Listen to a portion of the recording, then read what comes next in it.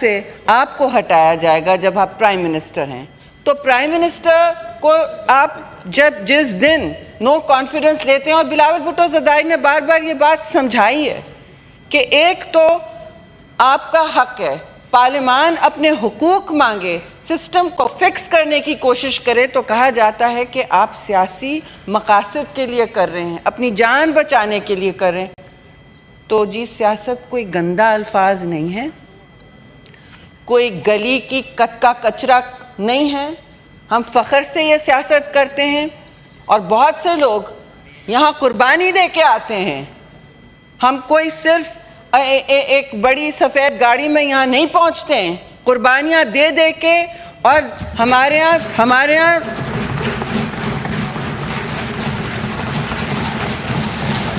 कुर्बानियाँ दे के, शहरी बाजी अभी बोलेंगी, कुर्बानियाँ दे दे के हम पहुँचते हैं। बिल्कुल। तो आप बताएं मुझे कि हमें हक़ ये नहीं है कि पार्लियामान अपने इख्तियारात को यकीनी बनाने के लिए आपके शफाफी अंदाज में कानून साजी करें?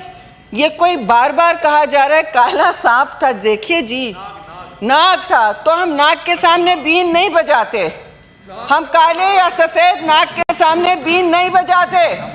हम पाकिस्तान पीपल्स पार्टी से हैं, हम उसे वहीं ख़त्म करते हैं जी। काला नाक ख़त्म किया गया, अगर था तो वो ख़त्म किया गया, ये कोई बात नहीं होती जी। तामीरी बात करें, मुल्क के हालात देखें, आपने इसे जोड़ना है या तकसीम करना है, आपने इसे तोड़ना है या तामीर करना है। तो मेरा आपसे ये कहना है कि क्यों पाकिस्तान पीपल्स पार्टी ने इसे बार बार इसको इतनी लीडरशिप दिखाई कि मैं नहीं समझती कि बहुत सारे लोग इसमें, हर दोस्त ने अनथक मेहनत की है, लेकिन जो लीडरशिप मैं समझती हूँ चेयरमैन बिलावल भुट्टो ज़रदारी ने दिखाई है, मैं समझती हूँ कोई और नहीं दिखा रहा था इस वक्त। कोई सियासी वैक्यूम नहीं छोड़ा इसमें कि सियासी लीडरशिप करे, इसमें तरमीम करे शफाफियत के साथ। अब मैं ये बताऊंगी, देखिए पहला अप्रैल डॉक्टर साहब तो मोहतरम है, हमारे साथ हैं, वो बेशक करें। देखिए चेयरमैन साहब, इसमें जो लड़ाई लड़ी गई है, सियासी लड़ाई जो लड़ी गई है, वो ये है कि फेडरल गवर्नमेंट, फेडरल हर चीज़ फेडरेशन में क्या होती है। देखिए ये वफाक की जो पूरी जंजीर है वो पीपल्स पार्टी का आइन रहा है। जब ईस्ट पाकिस्तान आपसे अलग हुआ, सकूत ढाका हुआ, उसके बाद ये सेनेट आई वजूद में। ये सेनेट सकूत ढाका के बाद वजूद में आई कि नहीं चेयरमैन साहब, बचाने आपके वफाक को कि कोई सूबा फिर सर उठा के ये ना कहे कि हमारे हुकूक सल्ब हुए। अभी भी इन हालात में भी सूबों के हुकूक सल्ब होते हैं।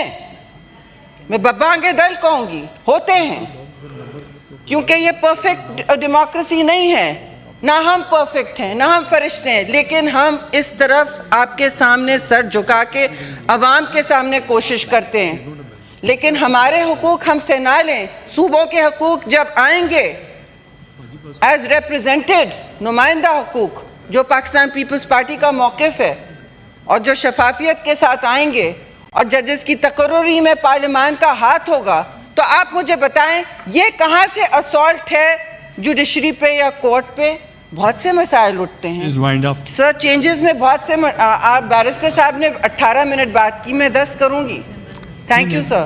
तो बहुत से मसाइल उठते हैं, बहुत से मसाइल उठते हैं, लेकिन आपने एक पार्लियामेंट्री कमेटी बनाई, दोनों हाउसेस की पार्लियामेंट्री कमेटी बनाई, जिनमें सारे पार्लियामानी लीडर मौजूद थे। वहाँ आप आके, थैंक यू, बहुत थैंक यू डॉक्टर साहब, वहाँ आके आप अपनी अपनी गुजारिशात ठोस पेश करते। यही हुस्न जमहूरियत का, आप इसीलिए इलेक्ट होके आते हैं, इसीलिए इलेक्ट होके आते हैं।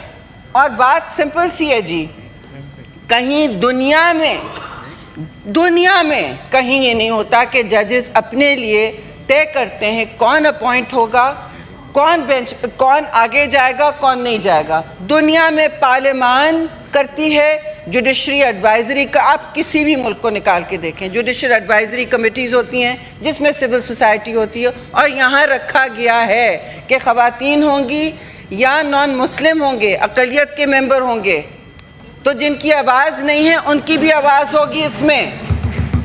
आप बताइए इसमें कौन सा हमला है? कौन सा नाग है? कौन सा नाग है भाई?